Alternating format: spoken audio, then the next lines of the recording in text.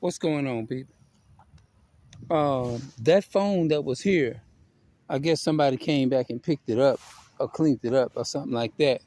Because obviously that's where the Edomite guy that was dating the black girl, broke the phone at. Because I seen him when he did it, because I was over there on that side of the streets, right there, not too far from that brown house, walking, and I saw him. And I saw him like, wham, he took and hit, like broke it, you know what I mean? And I got behind him with the camera. If you go back and look at my other video, but you probably couldn't hardly see him because I had the camera up this way, but I think they was too far up before I should have just put the camera for close up on him, and that way I could have caught him. So this is the probably part 5, I think. Yeah, hold on, wait a minute. First of all, they can't. Oh, wait a minute. I don't know if I had this camera running earlier back yonder, but anyway, this was a part 5. The Edomite man, just in case if I didn't say it, because I might have thought I had the camera on. The Edomite man who was dating the so-called black woman broke her phone to keep her. I seen him. This was a couple of days ago. I seen him when he slammed the phone down and broke it to keep her from calling her family members of protection or anybody. You see what I'm saying? So she won't be protected to call nothing. Call somebody is from him abusing her, whatever, you know. But I'm gonna say it over just in case if the camera wasn't running. If I'm repeating this over, it's not my fault, because I believe I had it off the whole time, kind of a couple of minutes before I got up this way. A lot of times, see, our people have been brainwashed is to like when you try to come up to our people and protect our people from the oppressor, Esau. You see what I'm saying in the Bible? So-called white man. A lot of our people will flip and turn on you, and she will be on the Edomite man's side, and there you will be stuck by yourself, and she'll be defending him and saying she'll flip it. The so-called white man will flip the so-called black woman and convince her is to say, you better say it was his fault, or I'm gonna do this to you, or I'm gonna do that to you, or I'm gonna do this. And the so-called black woman will get afraid and get inferior, afraid for their life, because you have to understand that's what they. I don't have to be an educated person to understand what an enemy represent. You see what I'm saying? And they will probably be like, you better say that so-called black man or that so-called man came up and bothered us. You better say that. You see what I'm saying? And by her trying to reconcile with this Edomite, trying to reconcile with the Caucasian man, she loved him so much because our people love the oppressor. They love the oppressor more than their own people and hate their own people. Obviously, she gonna do what he say do. She gonna go on his side, because there's a scripture in what is that? Proverbs 11, verse 1. Though join hand in hand, the wicked should not be unpunished. That would be them joining hands with the enemy. Look at it. That is so. When I look at a so-called police car, a police whatever, I don't see that as a protection. I'm not protecting our community. I see that as something, as a threat. I look at it as an enemy and a threat, because that's what it represents. It represents, all I see is somebody wants to enslave you and lock you up. That's what it represents to me. But anyway, that's how brainwashed our women are. So people tell me all the time, and y'all have to listen, you know what I'm saying? Like, they had a man, he was talking to me, and I felt like it was kind of harsh, but it may be harsh, but sometimes those harsh words can save you from a lot of trouble. He's from the streets, And I was trying to say something to basically defend him because I felt that he probably wasn't being done just. And I'm like, in my mind, like, damn, why he come off to me like that? I'm trying to like stand up for him and like trying to show that love and that concern for my brother. But it was harsh. I said, he was like, stay out of it. You're trying to start mess. You're trying to start something or whatever. Like, damn, okay. So I'm like, damn, he came off like that. I'm like, but then I thought about it. I said, you know what? That's the way a man is. That's the way a man would do. A real man he gonna give it to you real. He ain't gonna go behind your back, talk about you. He gonna say, hey man, and you know what? That what he said probably saved my life. You know what I'm saying? It might have been God giving me a message, just saying, hey, look, just you trying to protect other people. You got this concerned spirit or whatever. Yeah, you got this concerned spirit that you want to protect everybody and all that kind of stuff. And you know what? At the end of the day, they can flip it on you and you trying to protect them, and you might end up getting damaged more than the ones you trying to protect. So the best thing for you to do is stay out of that. So you know what? That maybe I'm getting a message. That might be my message to do it. You're concerned. Hey, what's up? Who? Oh, okay. What's going on? I'm good. Yeah. Same here. All right. Kathy, okay. Yeah, man. Yeah, man. And you know what? I think about it all the time.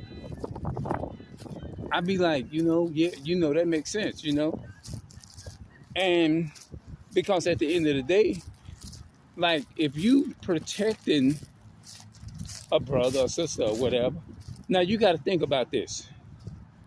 These are Uncle Tom, right? And these people is going to worship the slave master more than anything. They're not going to, they just completely just sold out slaves. And when you go and you like, man, hold on, let me go over here and try to protect my brother or whatever. At the end of the day, that same person, your brother that you're trying to protect, if you go up to them, protect, which I wouldn't mind, you wouldn't mind doing it and having the power and the boldness to do it, but you got to think about the challenge that you're going to deal with. They're going to, like, hey man, get away. Okay, let him go ahead and do what he gonna do. You bringing your tail over here, trying to tell the slave master how to do his job, or the white man how to do his job. Just stay out of this shit, brother. Let me take care of it. Let deal with it. Just go on about your day or whatever. Now, if you keep going, I'm gonna tell him the press charges on you and blah blah blah and this and that and the third. Because you have a lot of our people are just that sold out to master, to the slave owner, the so-called white man. You have a lot of our people that is actually sold out to them nations, and they would do whatever it takes is to turn on you just to be able to get some brownie points or get a pat on the back or whatever. You know what I'm saying? And they'll still turn right back around, get out of the jail system, and then turn right back around and ask the master for a job, the same place that he was locked up in, say, what all do I need to do is to start working for the police department, master. And before you know it, he'll be laughing and talking with the same person who arrested him. You see what I'm saying? He'll be laughing and talking with the same person who arrested him. And then you'll be, oh man, behind bars because he protected his slave master. Because you was trying to come and protect him from the slave master. Now, therefore, he done flipped and turned on you. You know what? That is a good way to look at it. Because our people, when they be in the hands of other persons, you be wanting to save them and protect them from certain things. But it's like they won't allow you they'll be like, okay, let me be owned by the slave master. Whatever he do to me, let him do it, or I'm gonna provoke him to do it to you, because I love master that much. Same thing like this here. There was a elderly woman, right? She got ripped off. She was on Facebook, right? It was an elderly lady. And she got ripped off because she was listening to this minister tell her that, and I'm talking about the slave mentality and brainwashing about people. You know how a woman be in a relationship with a guy for so long, and she be in a relationship with this guy for so long until the man abused her for about 15 or 20 years. This is just a hypothetical. But it's real stuff that goes on in the real world. Now, this guy done abused this woman. Let's say a sexually abused this woman. And I'm just showing how the slave master worked, the so-called white man. And they get so used to being sexually abused by this man and abused by her boyfriend. I'm just gonna say boyfriend, quote unquote, or whatever. Until they be in the courtroom, when it's time for them to go to court, they be up in there trying to defend for the same one that kept them, that took them captive and kept them enslaved. You see what I'm saying? And so while you trying to protect her from her slave master, him from his slave master, they sitting up in there going against you, testifying against you. This is how these demonic eyewitnesses is.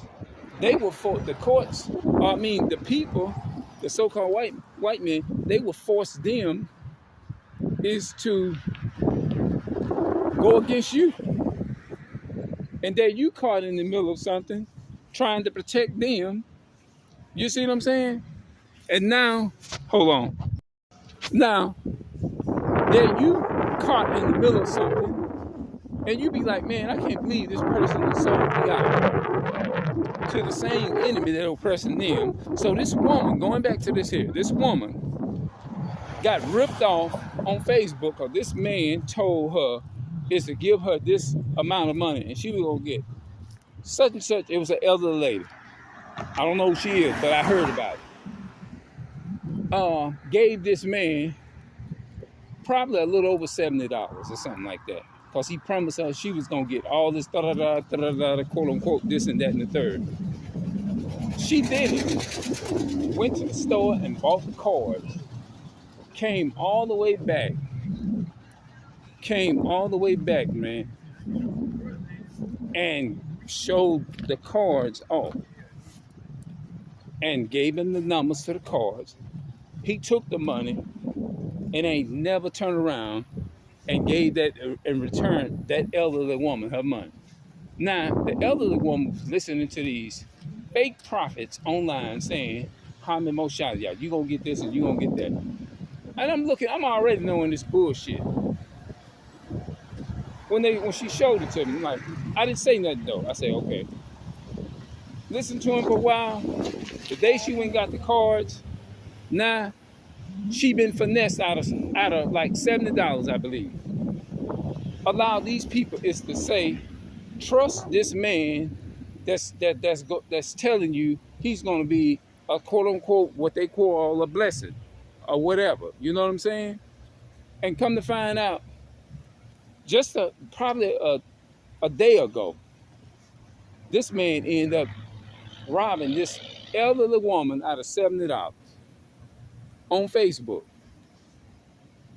And the name that the person went up under was Shamar Moore. Now I'm adding extra in here.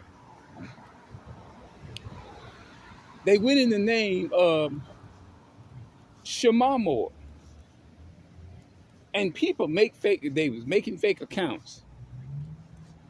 And he took and robbed this woman, finessed her. So anybody go around saying whatever, that the Shamar don't even believe it. Because what they doing is they making it hard for even a real righteous person to be. Nobody ain't gonna want to trust the real righteous person, because you got so many people that went in that name saying this and now the innocent people gonna look bad, and it shouldn't be fair. It's not fair, but it happens. Deception is a reality. Things gonna look like a deception, but it's actually going to be the real thing, but people ain't gonna know. So that means the good people that's actually trying to help people out here, they gonna get delayed back. And the ones that's actually robbing people, them the ones that people trust. And my whole point is, people develop a love for them, the same people. And after they get robbed by these people, they go right back and still show love and honor. And I had a chance to see this here. Honor the same people that robbed them off the same day. And I looked at that and I said, this is a prior example of how condition of slavery, an example of how people is in this world today. They get so used to being abused and so used to being, they've been captured in slavery for so long by the same people who abuse them every day. After they get free, they want to go back to these same people that actually enslaved them. And this is the problem that a lot of our so-called black people have. And they go running right back to the same people that enslaved them for 30, 40, 50 years. Even though they know that these people is detrimental to them and to their families, they still will choose to go and run for them same people. And that's fucked up. So I'm gonna go ahead on, I'm gonna get up out of here. And I'm gonna see y'all later, and I'm gonna come back a little bit later on. I think this was an interesting video, and I'm gonna see y'all later here. All right, I'm out.